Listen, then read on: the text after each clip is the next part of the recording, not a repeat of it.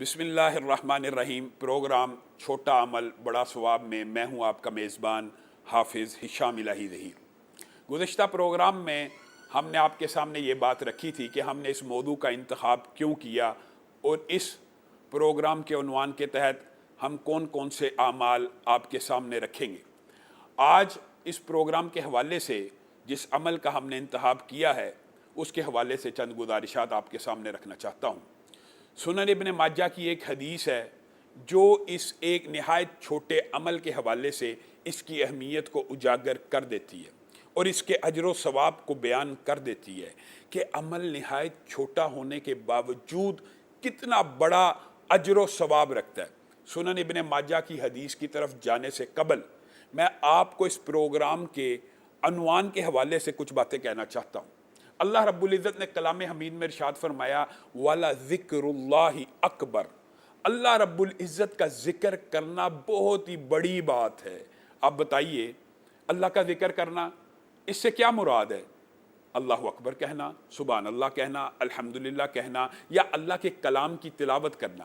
گویا اللہ رب العزت کا ذکر کسی بھی انداز میں کرنا، تکبیر میں ہو، تحلیل میں ہو، لا حول ولا قوت الا باللہ میں ہو، استغفر اللہ میں ہو، یہ جمیع اقسام ذکر نے اس کا احاطہ کیا ہوا ہے۔ سنن ابن ماجہ میں جو حدیث آپ کے سامنے رکھنا مقصود ہے، حضرت ابو درداء ارشاد فرماتے ہیں کہ نبی کریم صلی اللہ علیہ وسلم سے انہوں نے خود سنا۔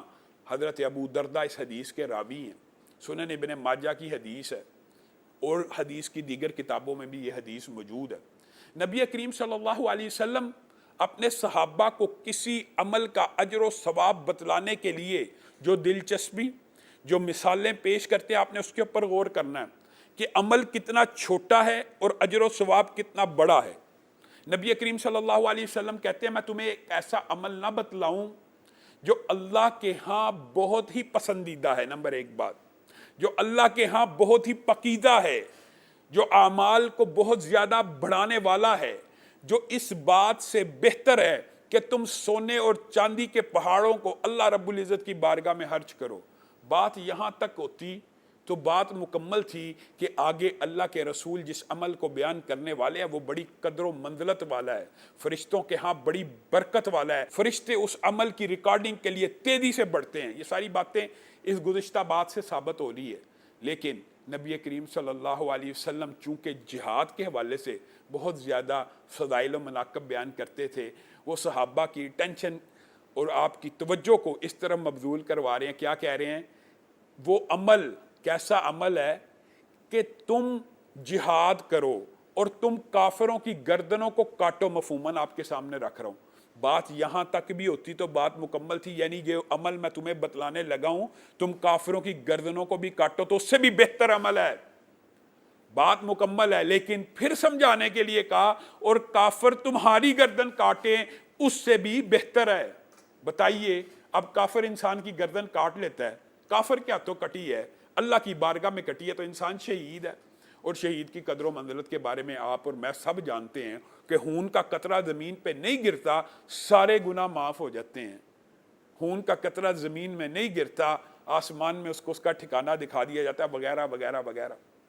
یہ عمل جو میں تمہیں بتلانے لگا ہوں یہ تمہارے شہید ہونے سے بھی بہتر ہے، تم کافروں کے ساتھ جہاد کرو اس سے بھی بہتر ہے، مال و دولت خرچ کرو اس سے بھی بہتر ہے، اللہ کے ہاں پسندیدہ ہے، فرشتوں کے ہاں درجوں والا ہے، بہت ہی اچھا عمل ہے۔ تو صحابہ متوجہ ہو گئے، اے اللہ کے رسول ایسا عمل تو ہمیں ضرور بتلائیے۔ تو نبی کریم صلی اللہ علیہ وسلم نے کہا ذکر اللہ، اللہ رب العزت کو یاد کرنا، اللہ رب العزت کا ذکر کرنا ان تمام کے تمام نیکیوں کے عمل سے بہتر ہے۔ آپ بتائیے انفاق فی سبیل اللہ کتنی بڑی نیکی ہے، آپ بتائیے جہاد کتنا بڑا ایک کام ہے، شہادت کتنا بلند مرتبہ کام ہے، اور ان کے اندر جو سٹرگل اور محنت کرنی پڑتی ہے آپ خود اس بارے میں جانتے ہیں۔ انفاق کرتے وقت انسان اپنے نفس کو مارتا ہے، اپنی خواہشات کو قربان کرتا ہے، اپنے مالی وسائل کے اندر جو اس نے پلاننگز کی ہوتی ہیں بچوں کو پڑھانے کی وغیرہ وغیرہ، جو اس نے گھریلو اپنی تمام تر چیزوں کا اس کو سمیٹنا ہوتا ہے، اس کے اندر سے وہ قربانی دے رہا ہوتا ہے، لیکن ذکر اللہ کو اللہ کے رسول ان تمام اعمال سے بہتر کہہ رہے ہیں۔ بتلائیے ذکر اللہ، اللہ رب العزت کا ذکر کرنا کس سے؟ زبان سے، صرف زبان ہلانی ہے. انسان کسی بھی کام میں مشغول ہو، ڈرائیونگ کر رہا ہو، چل رہا ہو، واک کر رہا ہے، اپنی آفس میں بیٹھا ہے، ملازمت کر رہا ہے، اللہ رب العزت کا ذکر نہیں کر سکتا. ہر وقت زبان چل نہیں سکتی. انسان کتنے مردی بڑے کام میں مشغول ہو جائے، اگر انسان اپنی یہ ٹریننگ کر لے نا کہ میں نے ہر وقت زبان کو اللہ رب العزت کے ذکر سے تر رکھنا ہے، تو یقین مانیے زبان پھر ہر وقت اللہ رب العزت کا ذکر کرتی رہتی ہے. آگے چلیے، ذکر اللہ کے حوالے سے ایک بہت بڑی خوشخبری اللہ رب العزت نے اجر و ثواب کے علاوہ بھی دی ہے. یہ تو نبی کریم صلی اللہ علیہ وسلم نے کچھ اجر و ثواب اور قدر و منزلت کا بتلایا. اللہ رب العزت کلام حمید میں کیا کہتے ہیں؟ فَاذْكُرُونِي أَذْكُرْكُمْ، تم میرا ذکر کرو، میں رب تمہارا ذکر کرتا ہوں. یہ کتنی بڑی قدر و منزلت کی بات ہے. اللہ رب العزت ذکر کرتے ہیں. اس بات کو آپ نے ذرا غور سے سننا ہے. آپ بتلائیے، آپ کسی علاقے کے اندر رہتے ہیں، علاقے کا SHO، علاقے کا SP، علاقے کا DSP، اللہ معاف کرے اللہ کے ساتھ مثال نہیں دے رہا لیکن آپ کو سمجھانے کے لیے کہہ رہا ہوں، علاقے کا MPA، علاقے کا MNA آپ کا ذکر کرتا ہو تو آپ کتنا خوش ہوتے ہیں. نہیں، وزیر اعلیٰ آپ کا ذکر کرتا ہو، IG پنجاب آپ کا ذکر کرتا ہو، آپ کتنا خوش ہوں گے. گورنر آپ کا ذکر کرتا ہو، آپ کتنا خوش ہوں گے. وزیر اعظم پاکستان آپ کا ذکر کرتا ہو، آپ کتنا خوش ہوں گے. آرمی چیف آپ کا ذکر کرے، آپ کتنا خوش ہوں گے. اور ذرا اس بات کے اوپر غور کیجئے، جس بندے کا ذکر امریکہ کا صدر کر رہا ہو، وہ بندہ کہے گا شاید مجھ سے زیادہ خوش نصیب تو کوئی نہیں ہے. لیکن حقیقت میں خوش نصیب کون ہے؟ جس کا ذکر عرش کی بلندیوں کے اوپر اللہ رب العالمین کر رہے ہیں، جو تمام جہانوں کے شہنشاہ ہیں، جو تمام جہانوں کے بادشاہ ہیں، جو خالق کے کل ہیں، جنہوں نے ساری دنیا کے اندر یہ چھوٹی چھوٹی بادشاہتیں، چھوٹی چھوٹی چودراہتیں بانٹی ہوئی ہیں، چھوٹے چھوٹے عہدے بانٹے ہوئے ہیں. اللہ رب العالمین اگر کسی بندے کا ذکر اپنے عرش کے اوپر کر رہا ہے، یہ کتنے بڑے اجر و ثواب اور قدر و منزلت کی بات ہے. نبی کریم صلی اللہ علیہ وسلم نے اسی لیے کہا تھا کہ بندہ اپنے رب کے بارے میں جو گمان کرتا ہے نا وہی پورا ہوتا ہے. کیا مطلب؟ آگے دیگر احادیث کو اس کے ساتھ ملایا جائے تو ایک حدیث آپ کے سامنے رکھ کے اپنی بات کو وقفے پہ لے کے جاؤں گا. کیا وہ یہ ہے کہ نبی کریم صلی اللہ علیہ وسلم نے کہا کوئی بندہ اپنے جی کے اندر، اپنے نفس کے اندر اگر اللہ رب العزت کو یاد کرتا ہے تو اللہ تعالیٰ بھی اپنے جی میں اس کو یاد کرتا ہے. اور اگر کوئی بندہ مجلس کے اندر، محفل کے اندر اعلانیہ ہزاروں لوگوں کے سامنے، لاکھوں لوگوں کے سامنے ذکر کرتا ہے تو اللہ رب العزت بھی اپنی مجلس میں اس کا ذکر کرتے ہیں. اور دیگر احادیث سے یہ بات ثابت ہوتی ہے کہ اللہ رب العزت کی مجلس میں مقرب ملائکہ اور فرشتے بیٹھے ہوتے ہیں. گویا انسان یہاں پہ بندوں کے سامنے اللہ کا ذکر کرتا ہے، اللہ فرشتوں کے اندر اس بندے کا ذکر کرتے ہیں. ہم آپ کے سامنے یہ بات رکھ رہے تھے کہ اللہ رب العزت کا ذکر کرنا یہ بہت ہی بڑے اجر و ثواب کی بات ہے. نبی کریم صلی اللہ علیہ وسلم نے ارشاد فرمایا کہ اللہ رب العزت فرشتوں کے اندر بعض بندوں کے بارے میں فخر کرتے ہیں. اور یہ بات ہمیں کہاں سے پتہ لگی؟ حضرت امیر معاویہ کی مشہور روایت کے اندر یہ بات آتی ہے. نبی کریم صلی اللہ علیہ وسلم صحابہ کے پاس آئے اور آ کے پوچھا تم کیا کر رہے ہو؟ کہا ہم اللہ رب العزت کی بڑائی بیان کر رہے ہیں، اللہ رب العزت کی تسبیح بیان کر رہے ہیں، آپ کی آمد کا تذکرہ کر رہے ہیں، اللہ رب العزت کے احسانات کا ذکر کر رہے ہیں. نبی کریم صلی اللہ علیہ وسلم ان کو کہتے ہیں میں تمہیں قسم دے کے پوچھتا ہوں کیا تم اسی وجہ سے اکٹھے ہوئے ہو؟ جی ہاں ہم اسی وجہ سے اکٹھے ہیں. نبی کریم صلی اللہ علیہ وسلم نے کہا معاذ اللہ، یہ بات نہیں ہے کہ میں تمہارے پہ اعتماد نہیں کرتا یا میں تمہیں قسم دے رہا ہوں، لیکن مجھے خیرت بھی ہے اور مجھے خوشی بھی ہے کہ آسمان سے جبریل امین کا نزول ہوا ہے اور جبریل امین نے آ کے مجھے خبر دی ہے اللہ اس مجلس کے اوپر اپنے فرشتوں کے ہاں فخر کر رہے ہیں، صرف ذکر نہیں کر رہے. پہلے ہم نے آپ کے سامنے یہ حدیث رکھی کہ اللہ تعالیٰ ذکر فرماتے ہیں اپنی مجلس میں بندے کا. یہاں پہ اللہ رب العزت فرشتوں کے ہاں اس مجلس کے حوالے سے فخر کر رہے ہیں کہ تم یہ بات ہمیں کہتے تھے. گویا مفہوماً یہ ہے کہ تم ایسی مخلوق کو پیدا کرنے لگے ہیں، آپ اللہ ایسی مخلوق کو پیدا کرنے لگے ہیں جو خون بہائیں گے، جو زمین کے اوپر فتنہ فساد پھیلائیں گے. جاؤ اس مجلس کا حال دیکھو، وہ مجلس بپا ہے اور اس کے اندر اللہ رب العزت کی بڑائی، اللہ رب العزت کی تسبیح بیان ہو رہی ہے. میں رب فرشتوں کے اندر بیٹھ کے اس مجلس کے اوپر فخر کر رہا ہوں. گویا یہ ذکر الہی اللہ رب العزت کا اتنا بڑا انعام ہے. اور آپ ذرا اس بات کے اوپر غور کریں کہ ذکر الہی میں زبان کا ہلانا ہے صرف. زبان الم نجعل لہ عینین ولسانا وشفتین. بے شک یہ بات بھی یاد رکھنے کی ضرورت ہے کہ زبان برائیوں کی جڑ بھی ہے اور زبان ہی نیکیوں کا منبع بھی ہے. زبان ہی سے رشتے بھی ہو جاتے ہیں, زبان ہی سے معاہدے بھی ہو جاتے ہیں, زبان ہی سے نیکی کے کام بھی ہوتے ہیں, عبادات بھی ہوتی ہیں, ذکر الہی بھی ہوتے ہیں. لیکن زبان ہی سے جھوٹ, غیبت, گالی, فسق و فجور کی باتیں بھی ہوتی ہیں. زبان کا زخم ایسا ہوتا ہے جس کے بارے میں آپ نے متعدد حوالے پڑھے ہوئے ہیں کہ تلوار کا زخم تو مندمل ہو جاتا ہے, زبان کا زخم مندمل نہیں ہوتا. گویا یہ جو زبان ہے اس سے نیکیوں کے سوتے بھی پھوٹتے ہیں اور برائیوں کے سوتے بھی پھوٹتے ہیں. اسی لیے نبی کریم صلی اللہ علیہ وسلم نے کہا تھا کہ جو بندہ مجھے اس کی گارنٹی دے دے, ضمانت دے دے, میں اسے جنت کی بشارت دیتا ہوں. گویا ہم نے اللہ کی اس نعمت کا اگر شکریہ ادا کرنا ہے, آپ نے کبھی اس بات کے اوپر غور کیا ہے؟ آج میڈیکل سائنس کے اندر اگر آپ ذرا غور کریں نا, چند بیماریاں ایسی ہیں زبان کی, صرف لعاب پیدا ہونا یعنی تھوک پیدا ہونا, انسان کی بند کر دینا. اللہ رب العزت, اللہ تعالیٰ کی ہمارے اوپر بے کرا نعمتیں ہیں, اللہ رب العزت کے بے شمار احسانات ہیں. صرف لعاب پیدا ہونا بند ہو جائے, انسان کی زبان ایسے خشک ہو جاتی ہے, انسان اتنا بیمار ہو جاتا ہے کہ اس کو ساتھ ہر وقت پانی کا ایک گلاس رکھنا پڑتا ہے, اس کے بغیر ہو سکتا ہے اس کی زبان جام ہو جائے. یعنی تھوک جس سے ہم نفرت کرتے ہیں, وہ لبریکنٹ ہمارے لیے کتنا ضروری ہے, ہمیں اس بات کا ادراک اور شعور ہی نہیں. اور ہم ایسے غافل ہیں کہ اس زبان سے اللہ رب العزت کا ذکر بھی نہیں کر رہے. اور ذکر الہی, اللہ رب العزت کا ذکر کرنا اتنی بڑی نعمت ہے کہ فرشتے آسمان سے اترتے ہیں. نبی کریم صلی اللہ علیہ وسلم نے کہا کہ فرشتے آسمان ذکر کے لیے, کوئی بھی مجلس, کوئی بھی قوم مسجد میں جمع نہیں ہوتی, آسمان سے فرشتوں کا نزول ہوتا ہے, ان کے اوپر سکینت کا نزول ہوتا ہے. لیکن میں اس کے علاوہ ایک روایت آپ کے سامنے رکھنا چاہتا ہوں. آسمان سے اسپیشل کچھ فرشتے اترتے ہیں, کس کام کے لیے؟ اللہ کے ذکر کرنے والوں کی مجلس ڈھونڈنے کے لیے.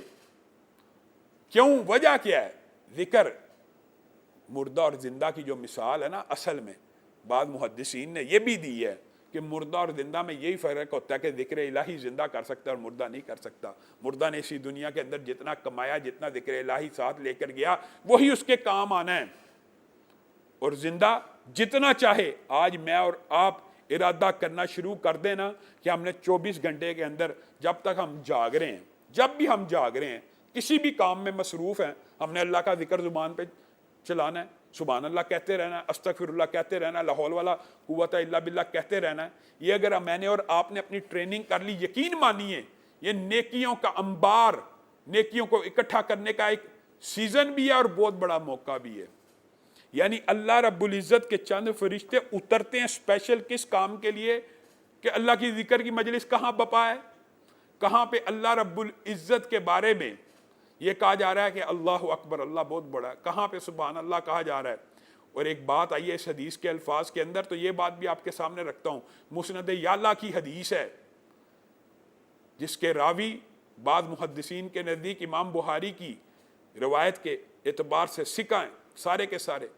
اس کے اندر یہ الفاظ ہیں کہ کوئی بندہ جب صبح اٹھتا ہے اور کہتا ہے اللہ رب العزت مجھے جنت میں داخل فرما, 3 مرتبہ صرف کہتا ہے نا, تو جنت بھی اللہ رب العزت کی بارگاہ میں سفارش کرنا شروع کر دیتی ہے, اللہ یہ جنت میں آنا چاہتا ہے, اس کو جنت میں داخل فرما. اور کوئی بندہ اگر یہ کہتا ہے اللہ مجھے جہنم سے بچا, تو جہنم بھی سفارش کرنا شروع کر دیتی ہے, اللہ مجھ سے نفرت کرتا ہے, اس کو جہنم میں مت ڈال. یہ 3 مرتبہ کہنا مسند یعلا کی حدیث میں موجود ہے, اور اس حدیث کے الفاظ کے اندر بھی یہ بات موجود ہے. اور یہ حدیث کی تقریباً سبھی کتابوں میں موجود ہے کہ آسمان سے فرشتے نازل ہو رہے ہیں اللہ کی مجلس ڈھونڈنے کے لیے, جس مجلس کے اندر اللہ اکبر کہا جا رہا ہے, جس مجلس میں اللہ کی بڑائی کبریائی بیان کی جا رہی ہے, اور ساتھ میں کیا بیان کیا جا رہا ہے, یہ اہم ہے جو مسند یعلا کے ساتھ میں نے اس حدیث کو ملایا ہے. وہ کیا ہے کہ اللہ ہمیں جنت میں جگہ دے, اللہ ہمیں جہنم سے محفوظ کر. ہر وہ محفل جس میں صرف یہ 3 کام ہو رہے ہوں, اللہ کی بڑائی بیان ہو رہی ہے, جنت کی خواہش ہو رہی ہے, جہنم سے پناہ مانگی جا رہی ہے، آسمان سے فرشتوں کا نزول ہوتا ہے، وہ فرشتے ایسی ہر مجلس کو ڈھونڈتے ہیں، اور جب ان کو ان کا مقصود و مطلوب مل جاتا ہے وہ اس مجلس میں شامل ہو جاتے ہیں، اور اس مجلس کا احوال اللہ رب العزت کے سامنے جا کے بیان کرتے ہیں، اور اللہ کو تو بخوبی علم ہوتا ہے اس مجلس میں کیا ہو رہا ہے۔ مجھے اور آپ کو نبی یہ محترم سمجھانے کے لیے بتا رہے ہیں، اللہ ان سے پوچھتا ہے میرے بندے کیا کر رہے تھے؟ اللہ آپ کی بڑائی کو بیان کر رہے تھے، کیا مجھے دیکھا ہے؟ نہیں، اللہ آپ کو تو نہیں دیکھا، اگر مجھے دیکھا ہوتا تو اللہ پھر تو ہر وقت آپ ہی کی بڑائی بیان کرتے۔ مفہوم گویا یہ ہے، پھر تو سجدے سے ساری نہ اٹھاتے، پھر تو آپ کی نافرمانی کی جرت ہی نہ کرتے، پھر تو ہر وقت آپ کے حقوق کو بجا لانے کے اندر جٹے رہتے۔ اچھا، اور کیا کہتے ہیں؟ اللہ جنت کی خواہش کر رہے ہیں، کیا جنت دیکھی ہوئی ہے؟ نہیں، جنت تو نہیں دیکھی۔ اگر جنت دیکھ لیتے، اے اللہ اگر وہ جنت کو دیکھ لیتے تو پھر ہر وقت اسی کی خواہش کے پیچھے لگے رہتے، اسی کو حاصل کرنے کے پیچھے چل پڑتے۔ اگر جنت کو دیکھ لیتے تو صرف جنت ہی ان کا مطلوب اور مقصود ہو جاتا، ان کی منزل اور ٹھکانہ ہو جاتی، پھر ساری زندگی ان کے اعمال اسی کے مطابق ہوتے۔ اور کیا کہہ رہے ہیں؟ یہ وہ جہنم سے پناہ مانگ رہے ہیں۔ کیا انہوں نے جہنم دیکھی ہے؟ نہیں اللہ، جہنم دیکھی تو نہیں، اگر دیکھ لی ہوتی، اے اللہ اگر انہوں نے جہنم کو دیکھ لیا ہوتا تو ہر وقت اسی سے پناہ مانگتے، ہر وقت اسی سے بچنے کی کوشش کرتے، ہر وہ عمل کرتے جس کی وجہ سے وہ جہنم سے بچ جائیں۔ تو اللہ رب العزت فرشتوں کو گواہ بنا کے یہ بات کہتے ہیں، اے میرے فرشتوں گواہ رہنا، میں نے اس پوری کی پوری مجلس کے ہر شخص کو جنت میں داخل کر دیا، ہر شخص کو جہنم سے محفوظ کر دیا۔ بتائیے اس سے چھوٹا عمل کیا ہو سکتا ہے، اور اس سے بڑا ثواب کیا ہو سکتا ہے کہ انسان ایسی مجلس میں بیٹھے جہاں پہ اللہ رب العزت کی کبریائی بیان ہو رہی ہے، اور اس مجلس میں جا کے اس نے کیا کہنا ہے؟ صرف یہ کہنا ہے اللہ رب العزت جنت میں داخل کر دے اور جہنم سے محفوظ کر دے۔ تو یہ گویا وہی مجلس ہے جہاں پہ فرشتوں کا نزول ہو رہا ہے، اور بات صرف اتنی ہوتی تو عمل کے اعتبار سے، اجر و ثواب کے اعتبار سے مکمل ہے۔ لیکن فرشتے آگے ہے جواب میں پتہ کیا کہیں گے؟ اللہ رب العزت وہاں پہ تو ایک شخص ایسا بھی آیا تھا جو اس مجلس میں شامل ہونے کی نیت نہیں تھی۔ مثلا مسجد کے اندر مجلس ہے، مسجد میں جمعہ ہو رہا ہے، مسجد میں درس ہو رہا ہے، وہاں پہ اللہ اکبر کہا جا رہا ہے، جنت کی خواہش ہو رہی ہے، جہنم سے پناہ مانگی جا رہی ہے، لیکن اللہ وہاں پہ ایک الیکٹریشین بھی تو آیا، اللہ وہاں پہ ایک صفائی کرنے والا بھی تو آیا، اس کا مقصد تو اس مجلس میں شامل ہونا نہیں تھا۔